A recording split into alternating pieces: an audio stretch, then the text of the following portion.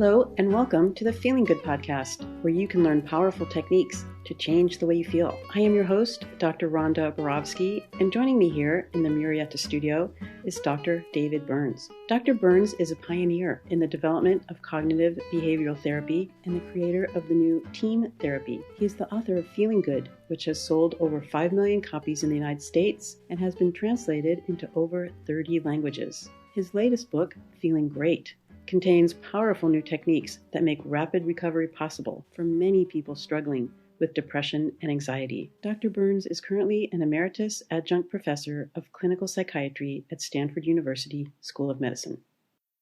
And 10. Hello, Rhonda.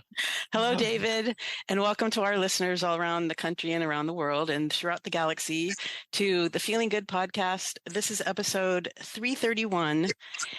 And I'm a little nervous today because one of my heroes is on the podcast, Irving Kirsch. And I have a great deal to read about him, but I just want to say that it's really an honor to have you on our podcast. You and David are good friends, and I'm so tickled that David invited you and that you accepted the invitation.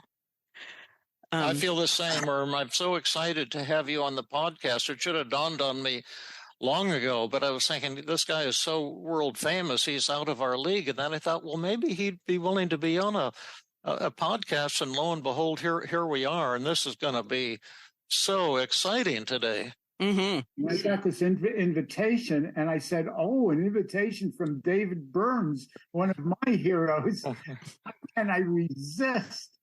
Yay. Okay, Cool. So Dr. Kirsch. Is the sound okay, Rhonda? Yes, it's good enough. Okay, great. Yes. Dr. Kirsch, here's your formal introduction, is the Associate Director of the Program in Placebo Studies and the Therapeutic Relationship, and a lecturer in medicine at the Harvard Medical School and Beth Israel Deaconess Medical School. He's also Professor Emeritus of Psychology at the University of Connecticut and the Universities of Hull and Plymouth in the United Kingdom. Dr. Kirsch has published 10 books and more than 250 scientific journal articles and 40 book chapters on the placebo effects, antidepressant medication, hypnosis, and suggestion. He is the originator of the response expectancy theory, which I hope we'll be able to talk about today. Dr. Kirsch is a leading researcher within the field of placebo studies and is noted for his work on placebo effects, antidepressants, expectancy, and hypnosis. I'm repeating myself. He's the author of the 2009 book, The Emperor's New Drugs, which I'm sure we'll talk about. And his 2008 meta-analysis was covered extensively in international media and listed by the British Psychological Society as one of the 10 most controversial psychological studies ever published. In his book, The Emperor's New Drugs, he argued that most antidepressant medication is effective primarily due to the placebo effects. And it has been published in English, French, Italian, Japanese, Turkish, and Polish. And this book was shortlisted for the prestigious Mind Book of the Year award. His book was also the topic of a 60-minute segment on CBS and a 5-page cover story in the magazine Newsweek. And in 2015, the University of Basel in Switzerland awarded Dr. Kirsch an honorary doctorate in psychology. And in 2019, the Society for Clinical and Experimental Hypnosis honored him with their Living Human Treasure Award, which must have been so fun to receive. So welcome to our podcast.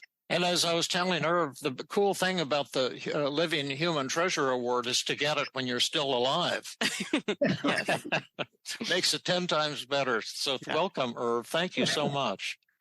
And just before we jump in, I want to read an endorsement about our other hero, David Burns, who has changed the lives of so many people, me included, therapists and patients and lay people.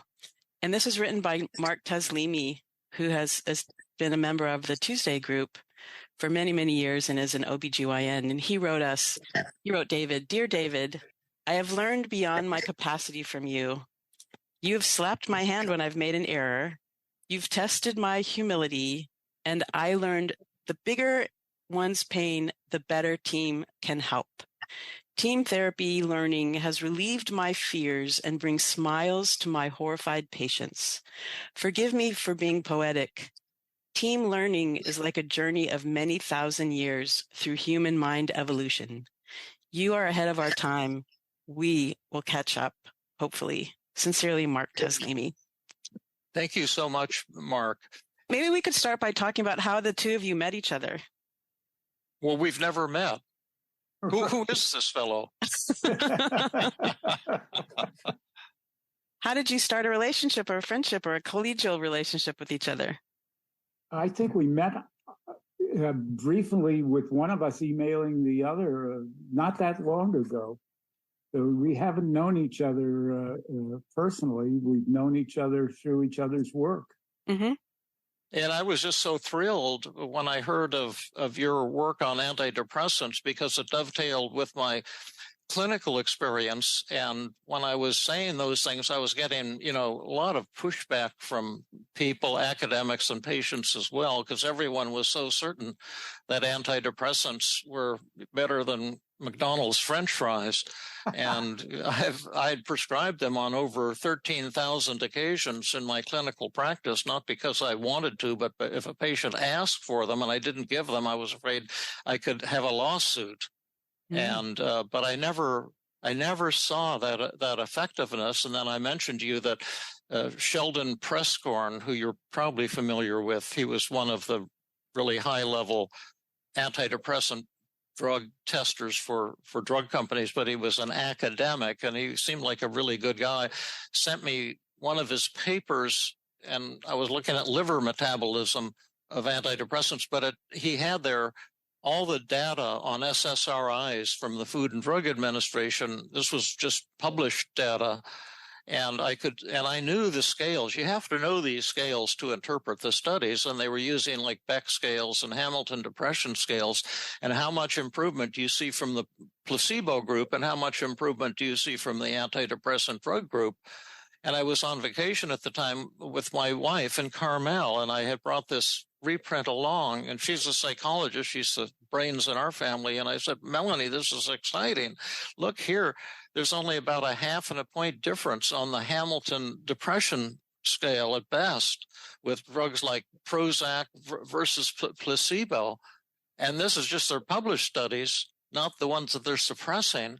And that's what I've been thinking all along. I don't think these things called antidepressants are antidepressants. They're just drugs with side effects, and seem so clear cut. And then you came out with your book, and I want to hear how you got into doing that and how you got all that data from the Food and Drug Administration, what your thinking was. But it was exactly what I was seeing, and I said, thank the Lord, somebody's finally saying it and proving it. And even then, there was a lot of pushback. I'm sure you had tons of pushback, but I remember there was a reception at Stanford for the new psychiatric residents, and so there was a kind of a patio with hors d'oeuvres and people chit-chatting. Usually I avoid those things because they make me so uncomfortable because of my social anxiety. But I just mentioned to one of the high-level Stanford psychopharmacology people, who a tremendous person in his own right, for sure. I said, are you familiar with that work by Irving Kirsch? It seems like there's not that much difference between the effects of antidepressants and the effects of placebos. And he said, oh, well, we all know that that's rubbish, type of thing, and changed the topic. It wasn't, I was kind of irritated, to be honest, and kind of shocked too. But David will now shut up, and our guru will talk. Well, I see. It's a big question between the two of us. Which one is the guru? Because I started out working as first an assistant professor, then associate, then a full professor at the University of Connecticut in clinical psychology, and I also had a small clinical practice, and I had one thing that I could prescribe, and after 1980 started prescribing, was a book called Feeling Good. Seemed to be very useful for a lot of my clients, and a number of years later added another book called The Feeling Good Handbook. And Thank being you. a psychologist, of course, I couldn't prescribe drugs, so I'd never prescribed antidepressants. But also back in those days, I preferred psychotherapy as an approach. I preferred things like your books as an approach. I was a great fan of Tim Beck's work, Aaron Beck's work. But if I had no doubt that antidepressants also were helpful to some people, and if I had a client that was not making a lot of progress, I would refer them to a psychiatric colleague, and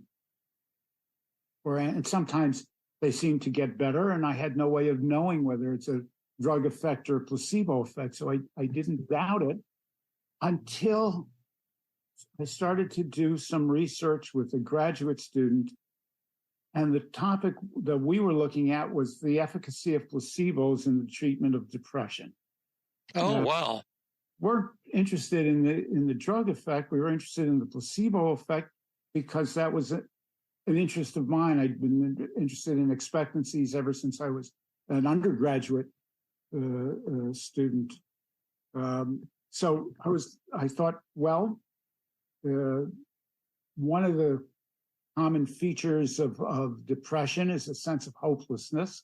And one of the things that many depressed people are depressed about and feeling hopeless about is their feelings of depression. They're depressed about depression and never recovering from it. So whatever the drug effect there is, there ought to be a good-sized placebo effect in the treatment of depression. And that's what one of my graduate students and I were interested in. And we had the only place we could find trials in which they gave depressed people placebos to treat depression were the drug trials. And so when we started looking, the data we had, of course, included the data for the drug condition as well.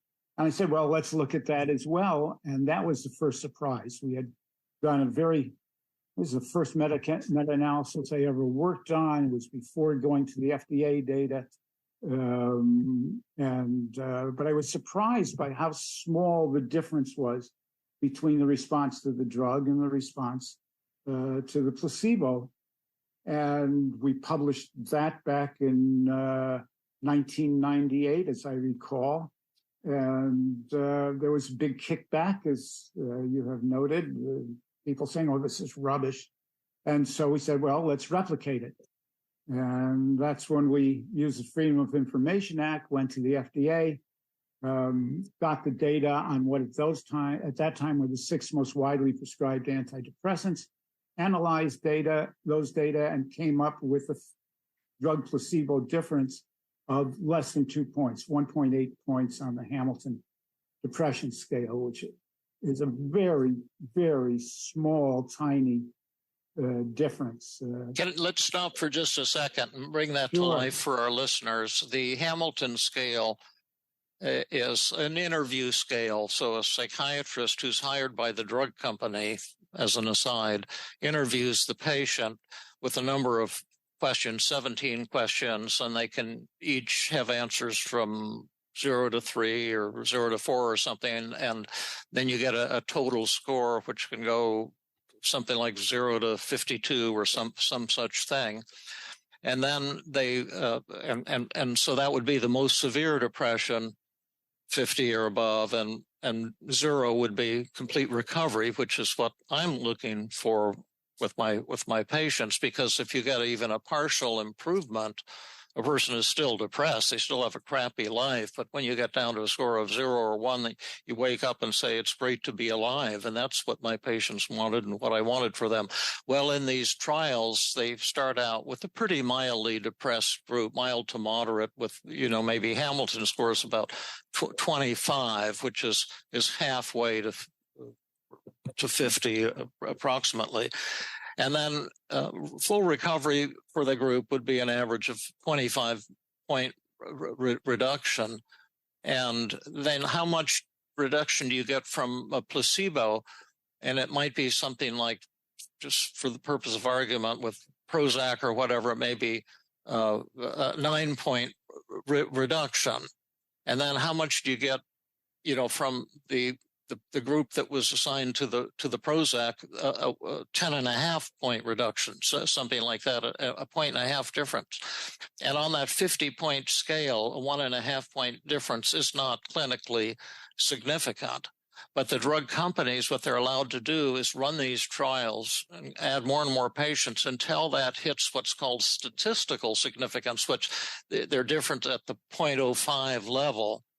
And if it looks like they're not getting there, they can stop the study and start all over again.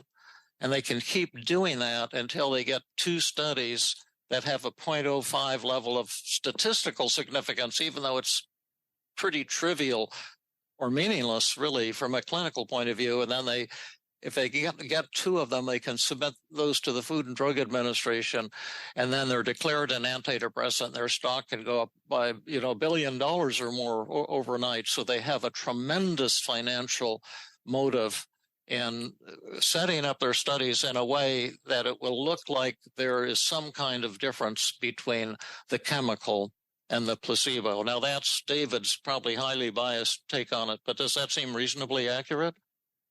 Yes, it does. And one of the ways you can think about the difference between statistical significance and clinical significance. So the statistical significance is supposed to tell you whether an effect difference is due to something beyond chance. It's not just due to chance and the likelihood of that, but it doesn't tell you how large it is. And the more subjects you have, the easier it is to get statistical significance. And an example of that is, imagine that a study has been done with 500,000 subjects. Yeah. And they find that smiling increases life expectancy by 10 seconds. Yeah. That many subjects, that 10 seconds is very likely to be statistically significant. But I won't even answer the question. I'll ask you and the people who are watching or listening, do you think that's clinically meaningful? Well, I hope so, because I'm smiling just listening to you, and I'm adding seconds to my life expectancy, which makes me smile even more. But that's a fantastic example. Yes. Yeah. Thank you. May I interrupt for a second? Just for everyone who's listening, could you explain exactly what you mean by placebo effect as you're talking about it? So, you give someone a medication and they get better, and it may have been due to the drug itself. It may not do. I mean, after all, if you have a cold and I give you anything at all, I can just give you a sugar pill, which is another thing that placebos are sometimes called, and I'll bet you 3 weeks later you're going to feel better, no matter what you've been given or haven't given. So one of the things you have to do is see, is this really something that's chemically being produced by the medication, or is it something that would have happened anyway? And one of the reasons it may happen is if you expect that you're going to change, if you expect your feelings are going to change, that expectation is likely to help produce that change. So especially for subjective responses and the physiological correlates of the subjective responses, you want to know whether it's really the chemicals in the drug. And to do that, you use a placebo, which is something that looks like, feels like, tastes like the actual medication you're getting, but doesn't have the active ingredient, the chemical ingredient in it. Usually not really a sugar pill because it doesn't have sugar in it either, but some kind of neutral substance. And the question is, okay, how much of the improvement would have happened even if you hadn't done anything? Passage of time, spontaneous remission, the natural history of that particular condition that you're being treated for. How much of it requires being given something, but it doesn't matter what? How much of it is a placebo effect, is due to this belief that you're getting an effective treatment, and how much is due to the composition of the treatment itself, the chemicals in the medication that you're getting. And yeah. Thank you.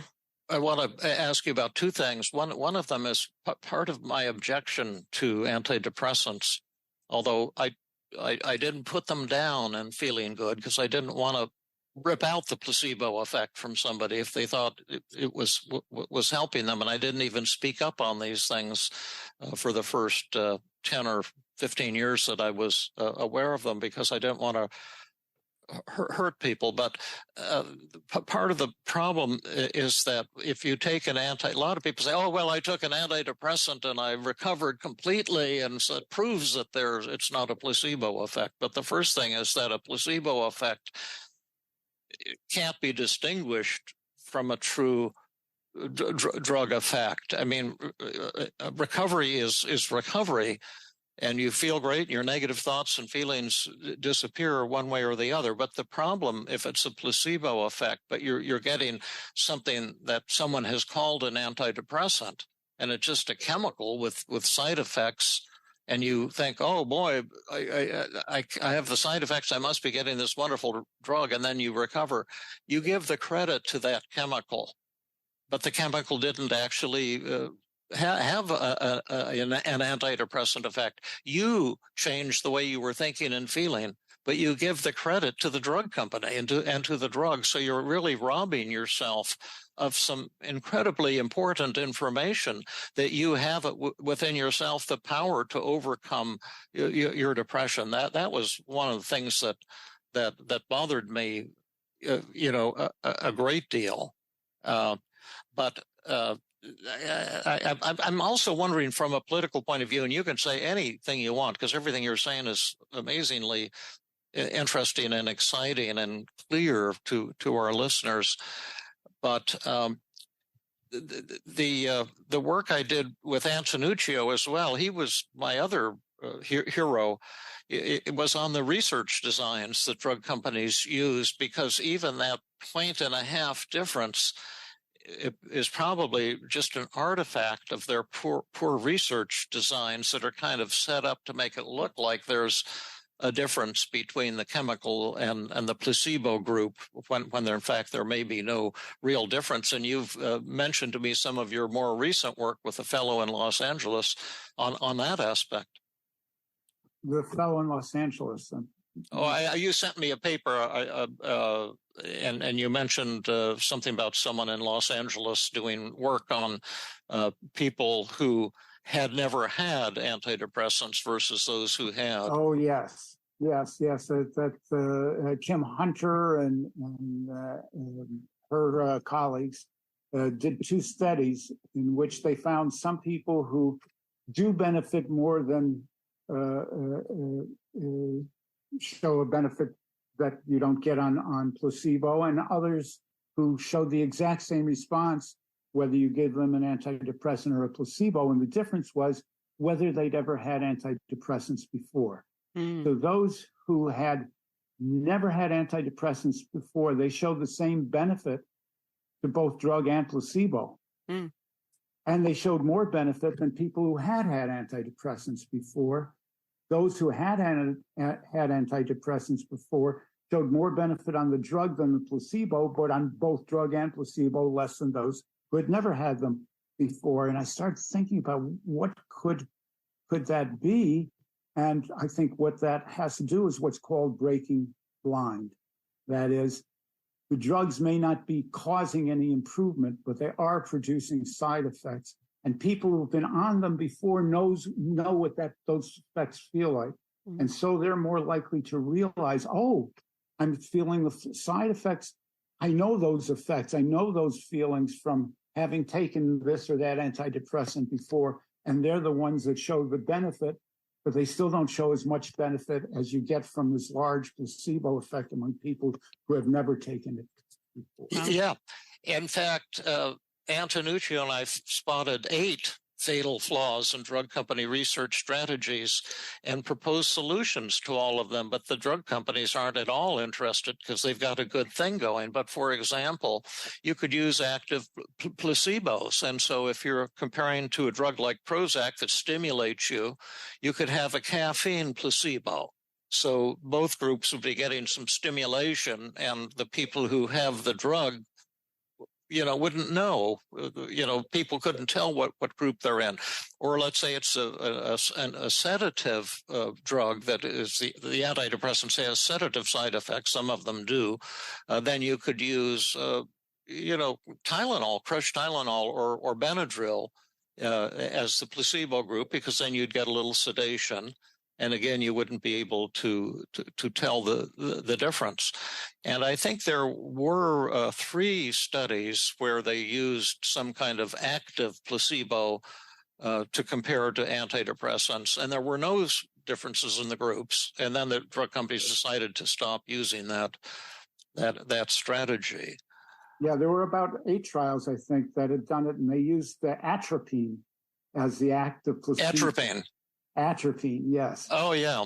Mm-hmm. And so when they did that diminished the drug placebo difference to basically nothing. But even with those people breaking blind, the difference is so small that it's clinically meaningless. Yeah. Now can we talk about the politics of this a little bit? And I was actually going to ask you things that are personally interesting to me that probably our listeners wouldn't have. But I was just wondering, where you did your PhD training, because my wife did hers at Penn when we were there. We already had our family, and then she went back to college and then got her PhD. And so I'm just always curious about PhDs, and I also have so much admiration for people who do PhDs, because the critical thinking seems so much stronger among clinical psychologists than psychiatrists, because we were just supposed to memorize things that are important to knowing how to do medicine, but it's a whole. I've always felt more like a psychologist than a psychiatrist. But maybe you could just talk about that for a minute. Where did you do your PhD, and was graduate school hard for you or easy, or were you a really good student from the get-go, or how did that work? I went to the University of Southern California for my PhD. I had graduated from California State University at Los Angeles. Oh. Applied for a couple of different graduate programs, and one of them was USC. I was accepted there. Went there. I was very fortunate to have an amazingly wonderful mentor and major advisor by the name of Milton Wolpen. Wow. Who had done considerable amount of work on behavior therapy and beginning, and had more of a cognitive understanding of. Did you say Wolpe? Wolpen, Wolpin. Oh, okay, Wolpen. Okay. Wolpen, and I had already had an interest. I got interested in the placebo effect when I was an undergraduate student. So that was the effect of expectancy in the treatment of anything was of interest to me. And I started doing research with him on the role of expectancy in the outcome of behavior therapy. And we did manipulations to increase and decrease the expectancy of people undergoing systematic desensitization for phobic anxieties, and found that could make a big difference. Wow. I'll tell you about a finding I had in a couple databases I've been analyzing. You can tell me if you think it's interesting or if it would be the placebo effect. But I got data from 11,000 therapy sessions at the Feeling Good Institute. And the thing there is we measure at the start and end of every session the severity of depression, not over the past 2 weeks, but how are you feeling at this moment, how depressed, how anxious, how angry, and so forth. And I had de-identified data, so I had no way of knowing who the therapists were or the patients were, but there were probably more than 50 therapists there. And the first, and I had the data, I could track it out and model it with structural equation modeling techniques to take a deeper dive at what was going on. And I saw actually that improvement was like a sawtooth thing. So that patients would improve within a session, and then they'd give back about a third of their gains between sessions. And so just out of curiosity, the improvement in the first session, where theoretically they're just taking a history, was quite large overall. And I called it an individual characteristic of the patients. I called it the recovery coefficient, because some got better in the first session and some got worse. And so I calculated that so-called placebo effect for every patient. And then I looked at all of the sessions out to the end of therapy, and it had massive causal effects on every start of session and every end of session variable. It was just amazing, and the SEM model fit like absolutely fit the data. It was a beautiful fit to the data. And then I said, well, I wonder what this has to do with therapists. And so I calculated the placebo coefficient for all of these therapists, which would be their mean at the first session. For all of the patients that they had seen. Some had seen 3 in the database. I might have 10 or 15 patients. But there were huge differences in the therapist's capacity to capitalize on this placebo effect. And then the therapist's skill, which I call that the measure of the therapist's skill. And it didn't seem to have anything to do with cognitive therapy, because theoretically they were taking a history. It's just their capacity to turn somebody on, you might say. That also had massive causal effects on every data point to the end of therapy. And now I'm seeing it in our app data too. And we're starting the beta for the beta. We're just doing a quick 30 patients of the thing we were talking to you about, the beta test of our latest thing. To get the bugs out. And then the formal things that you helped us set up starts a week from Monday. Oh. But I also looked at data from our beta test to see is this happening in our test too. And I calculated the first change that we see in people, because we calculate the mood so quickly that I can see the change in the first 3 minutes of starting the app.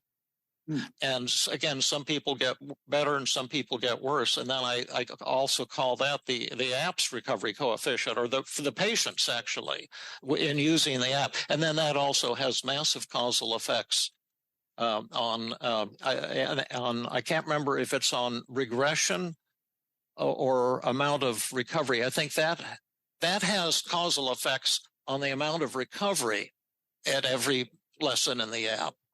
And then their previous 2 years of depression, how much depression they've had, it has massive causal effects on the regression after each lesson in the app. So I'm trying to model this placebo effect and get precise measurements of it, out to 2 or 3 decimal points with each person. And to fit it into overall models of how people change. I don't know. It's an attempt to kind of quantitate what you're doing. And then also then the app is the third force, that when they're taking the lessons, then the app starts working to reduce their depression as well. And I'm putting all this together in mathematical models, which may interest no human being other than myself and my cat. But it's very exciting to me, and the findings are very clear cut. They're not like capitalizing on chance or something like that. That's absolutely fascinating, actually, and I think it is. It sounds like very important work. I'm looking forward to seeing those data, either if I can help out in any way, or if not. Oh, great! Yeah, that would be cool. Yeah, because I think it's a way of taking your work and moving it up to the next level, and it takes kind of the fun out of the sales of all the cognitive therapists and the EMDR therapists and everything like that. And certainly you can have specific techniques like exposure or hypnosis.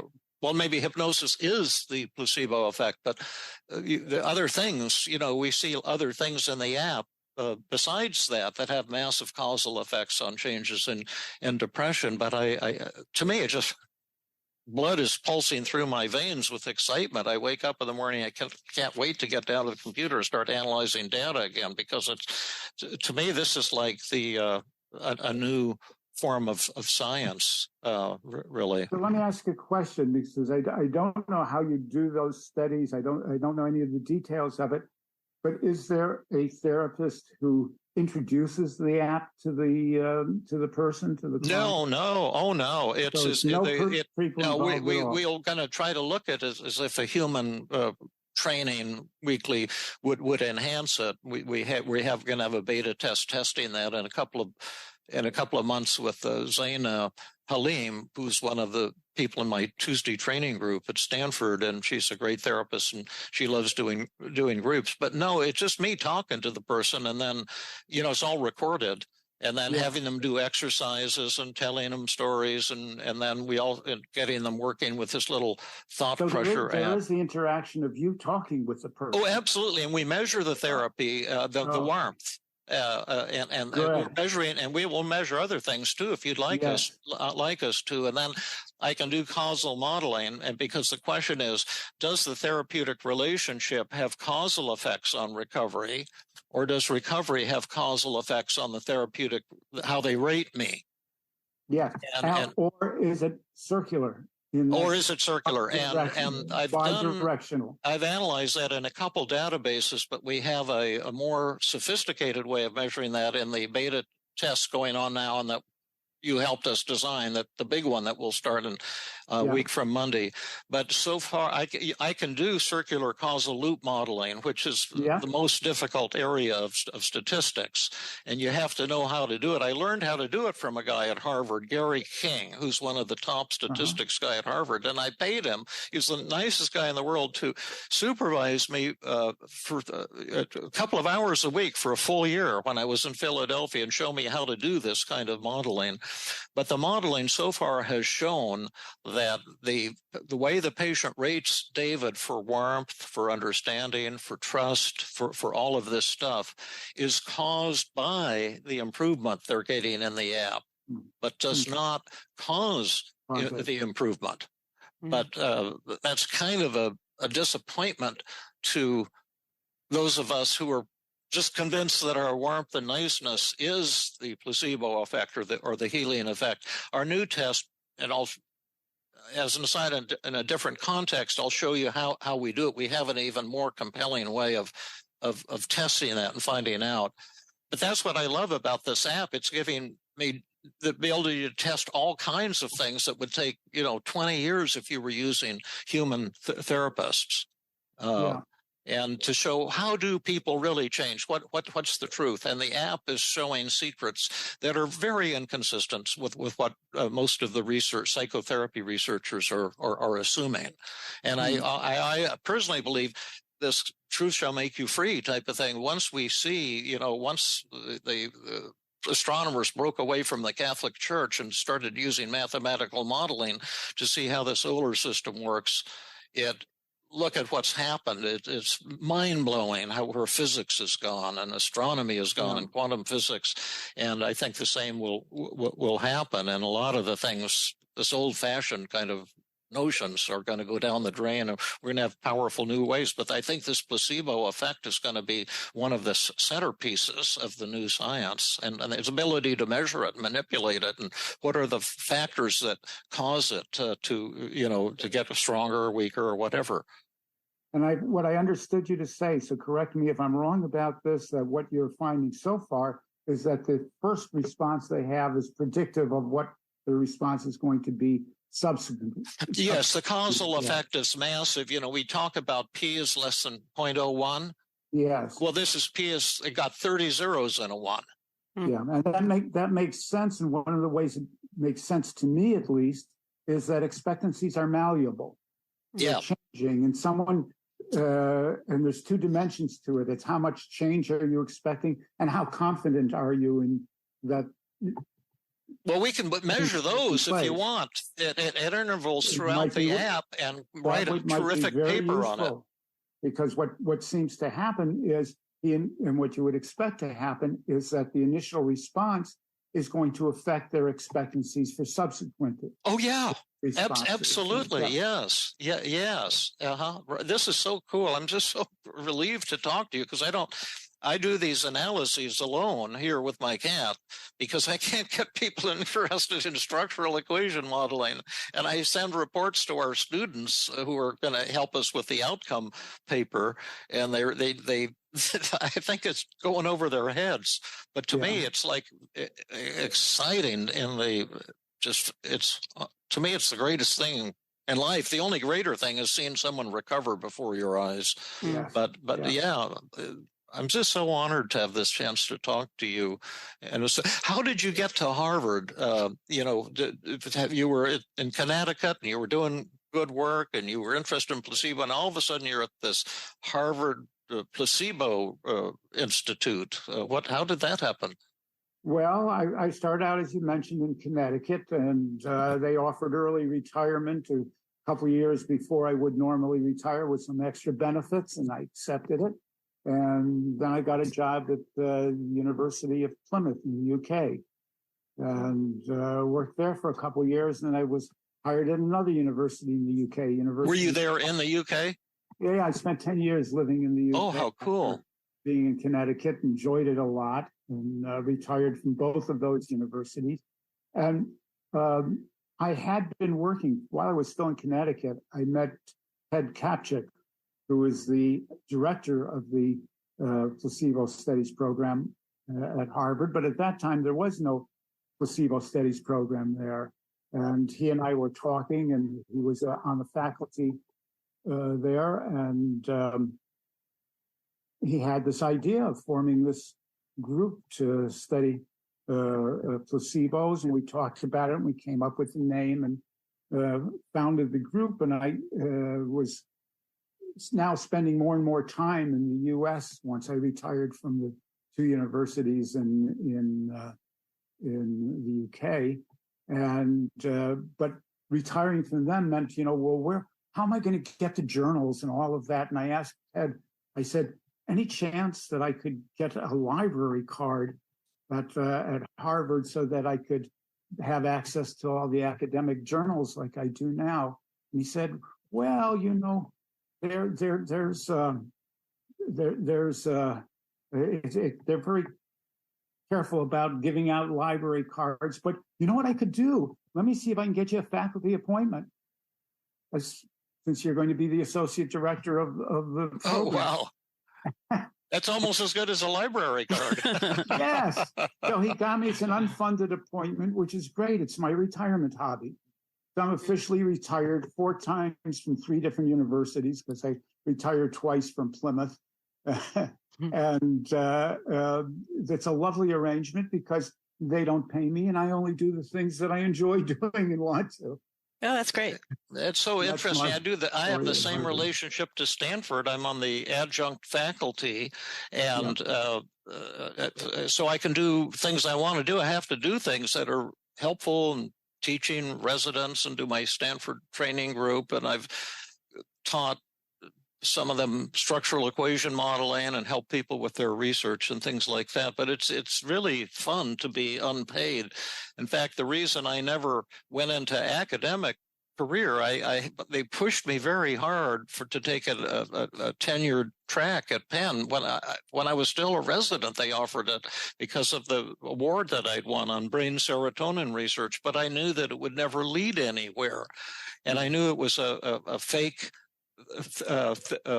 theory. You probably know this study that we published in Archives in General Psychiatry in 1975, flooding the brains of depressed veterans on our depression research unit with massive doses of L-tryptophan that goes into the brain and causes like 100-time elevations in brain serotonin levels. And it had no effect whatsoever on depression. And so we published that, but people kind of ignored it for the first 25 years. It was in the top journal, Archives of General Psychiatry, but people couldn't connect with it because they were so certain that serotonin deficiency caused depression and that antidepressants corrected that. And it's like the whole field was hypnotized into believing something that wasn't true. And of course, that parallels very much one of the things you asked about at the beginning of our session, which was the reaction that I got from the research when I started publishing it, showing that the antidepressants were having such a insignificant, clinically meaningless effect. And even after our last meta-analysis came out in 2008, and then we went, I spoke on 60 Minutes, as you mentioned, and after the 60-minute program, the then head of the American Psychiatric Association, Lieberman, put out a statement from the APA saying that Kirsch's, and this is a quote, Kirsch's conclusions have been widely discredited by the FDA, which was news to me. And what happened after that a few years ago was one of the FDA officials contacted me. They were doing an analysis on all the all the data ever sent to them by the drug companies. And they asked me to join them on the project. And I joined them on the project. And you may recall that in our earlier research with the FDA data, a very small subset of it, we had gotten a 1.8 difference on the Hamilton scale between the drug group and the placebo group. Now we have the raw data, patient level data on more than 73,000 patients. Wow. To work with. We've just recently published that in the British Medical Journal. We did the analysis. You have just recently, or at that time? That's been published, yes. That's been published. That was published last year. Oh, wow. I haven't seen that one. I would love to see that one. It's in the, I'll send it to you. It's in the British Medical Journal. And there's 73,000 patients, more than 230 clinical trials, all of the data, patient level data, and the drug placebo difference across all of that was exactly 1.8 points. Yeah, wow, that is so awesome. What we had found with this small data. And one of the things I think about, I would like to be discredited like that more often. Yeah, right. Did you get any personal feedback, like angry comments, hate mail, anything? I've been, since I started working in this area, I get angry comments. And, you do, yeah. That's a relief. I'm used to that. Yeah. How do you think that research might affect either the drug companies or the treatment of people who are going to psychiatrists with depression? One of the things I see happening is that more people are paying attention to this research more and more all the time. The headline on this one is that there seem to be maybe 15% of people that are getting a meaningful clinical response that they wouldn't have gotten on the placebo. That means 85% of patients given antidepressants are clearly not getting any chemical benefit from it all. And more news outlets now, the most recent one just a couple of days ago, and the economists are saying, well, we've got to stop prescribing these useless drugs. Do you think that a minority is who appear to be getting a benefit from the antidepressants is also just due to problems with the research designs? I think it's largely due, for example, that 15% of patients, I think those are likely to be the people who have been on them before, who knows what they feel like. So before they've gotten any benefit in their depression, I'm in the real drug condition. Damn right. I've been given a placebo. This is not what antidepressants feel like. And that then changes their expectations. Yeah. Either for the greater or for the worse, and the better or the worse. And that then greatly affects their responsiveness. And isn't that where your response expectancy theory comes? That's where your response expectancy theory comes in. Yes. And anytime you're dealing with placebos, you're dealing with response expectancy theory and response expectancies. The closest that we would come to not having that are some studies that we've been doing over the last few years on what we call open label placebo, which we give patients placebos and we tell them they're placebos. And we tell them has no active ingredients, but we also tell them that there's a good chance that it will help them anyway. And the rationale that we use for that is based on classical conditioning. They've had an entire life of having effective medications given to them, and they've come to associate the pill, the injection, whatever the vehicle is, they're delivering it with feeling better. And as a result, even if they know it's a placebo, those factors could help stimulate their capacity for self-healing. That's so fantastic. We might in a separate meeting want to pen even a few questions that we can put into our initial screening of people for the app, and have just one or two questions might be sufficient. How strongly do you expect that the Feeling Good app is going to be helpful to you? Not at all, somewhat, moderately, a lot, completely. And then how confident are you that you'll, I think you said self-confidence is another piece. How confident are you that you'll be able to utilize the tools in the Feeling Good app? Or this, I would look at when they say, so you say, how much better do you think you're going to get? And you have a scale that measures that. How do you think you can score on it? I would also ask them, how certain are you that you're going to experience that improvement? Well, let's put those together, and then we'll plug it into the app, and that could be cool. And we might even ask it on a couple of occasions, so we have a kind of a time series analysis. Sometimes you can get stronger proof or disproof of causal effects. And given what you've told me, I would expect you would get people going back and up and down, depending in part on their last experience. And so you can get these snowball effects in either direction. Oh, that's cool too. Yeah, so we can ask it when we're remeasuring their moods at the end of a lesson. We could repeat those questions. Questions, exactly. Nice. Yeah, and then I contacted one of my roommates from Amherst this week, Phil Allen. He was one of the two smartest guys in our class. You know who the other one was? Not me. It was a guy named Joe Stiglitz, but they were, Stiglitz is one that recently got the Nobel Prize in economics, but Phil Allen became a solid state physicist. And he's into, quantum physics and astrophysics, and he's the nicest guy in the world, but he's just like, he's in that genius range. You probably are too. Psychologists are often up in that range, but but he's so nice and humble. And I talked to him about, I took a couple physics classes at Amherst, just enough to realize, leave it to Phil Allen. This is not your cup of tea, David. But I did love the classes, and I was asking him about modeling, like the placebo effect as a continuous phenomenon, various forces that are playing on people at every moment.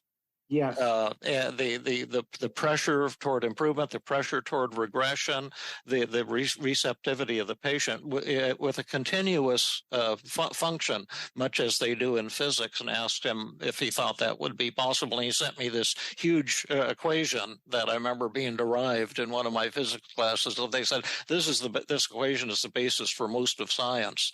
And so I think he'd be very interested in helping us, if we ever want to do some really high-powered mathematical analysis of the placebo effect and other effects as they create these sine waves of recovery and relapse over time. It's just a speculative thing, but things like that, can be done now, especially when we're getting highly accurate data over and over again.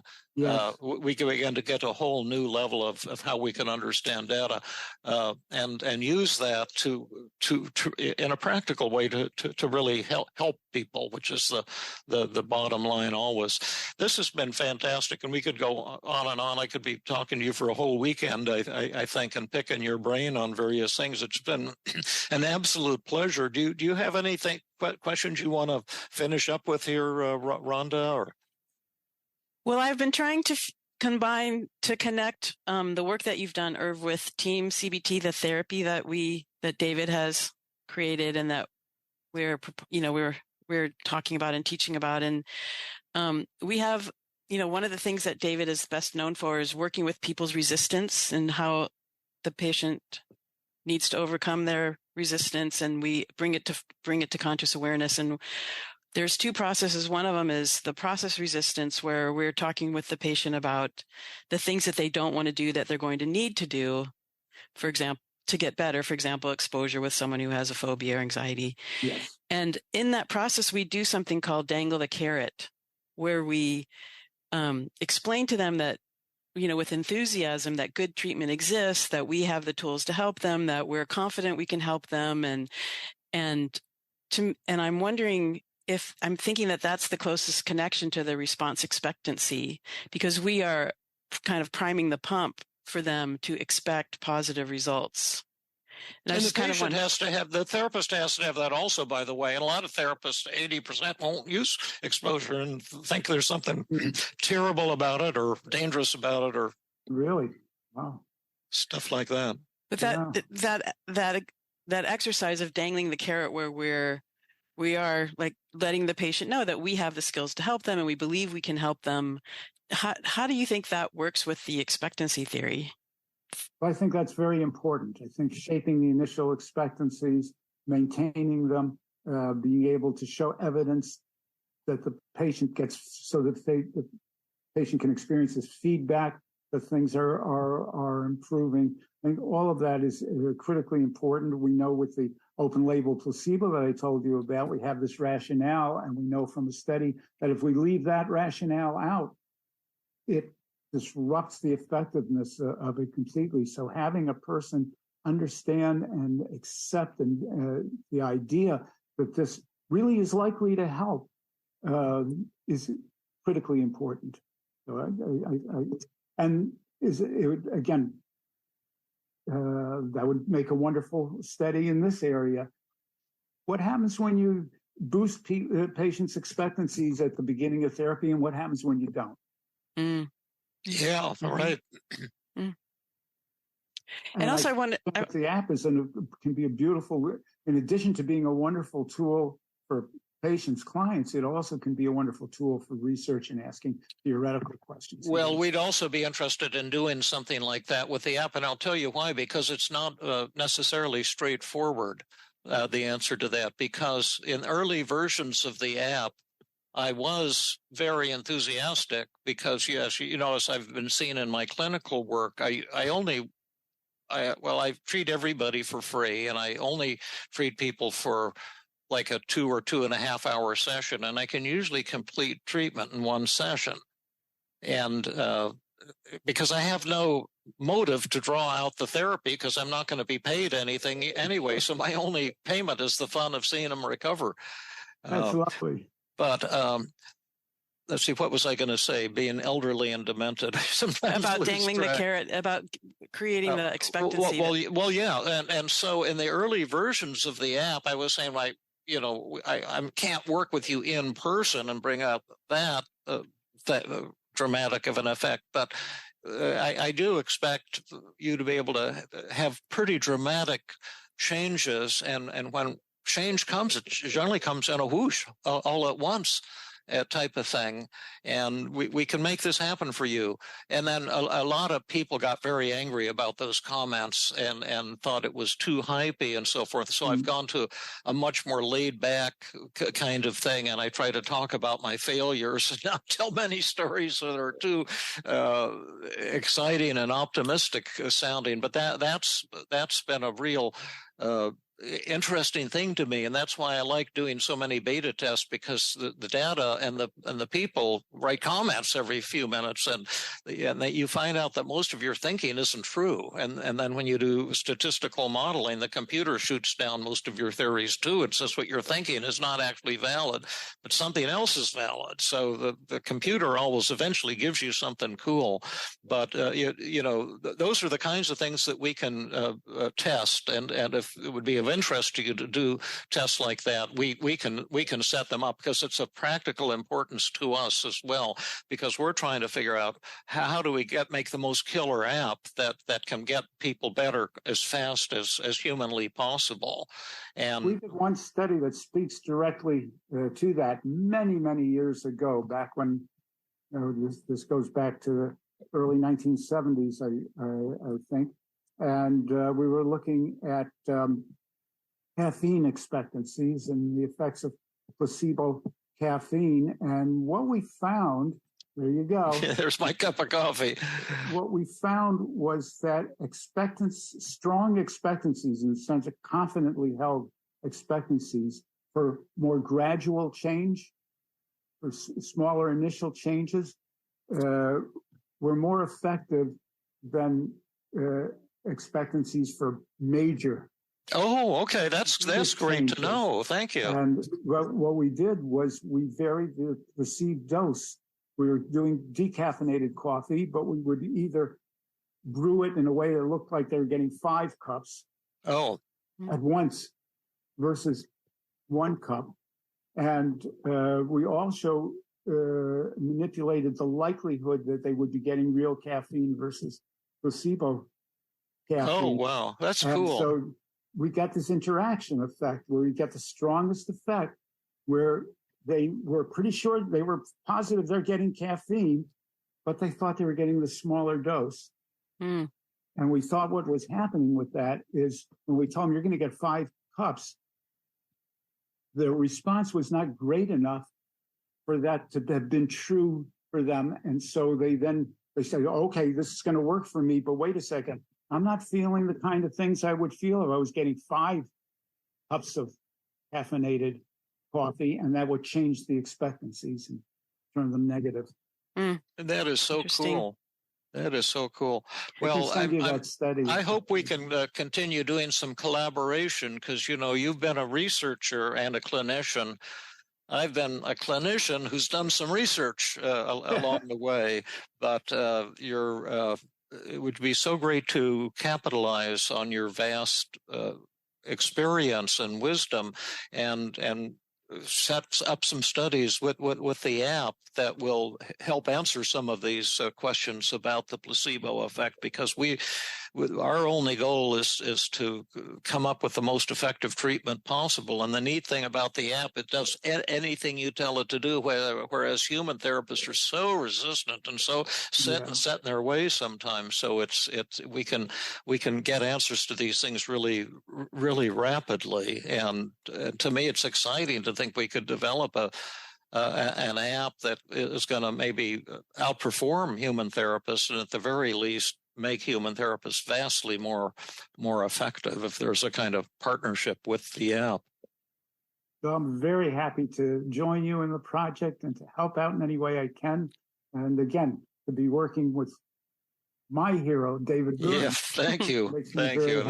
What a fantastic day this has been. You've really just made my day, my week, you made my year so far. Thank you. It's been such an honor to have you on the show. And thank you all of our fans. That it isn't often that we get to work with, a true celebrity and intellectual academic at the same time.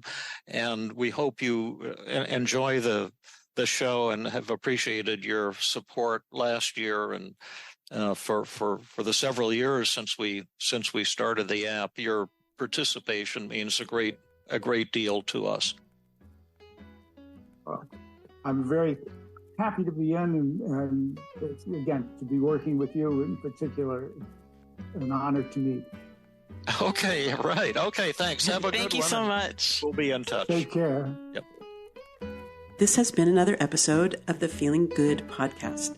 For more information, visit Dr. Burns' website at feelinggood.com, where you will find the show notes under the podcast page. You will also find archives of previous episodes and many resources for therapists and non-therapists.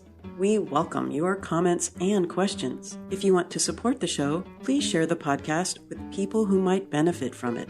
You could also go to iTunes and leave a 5-star rating. I am your host, Rhonda Borowski, the director of the Feeling Great Therapy Center. We hope you enjoyed this episode. I invite you to join us next time for another episode of the Feeling Good podcast.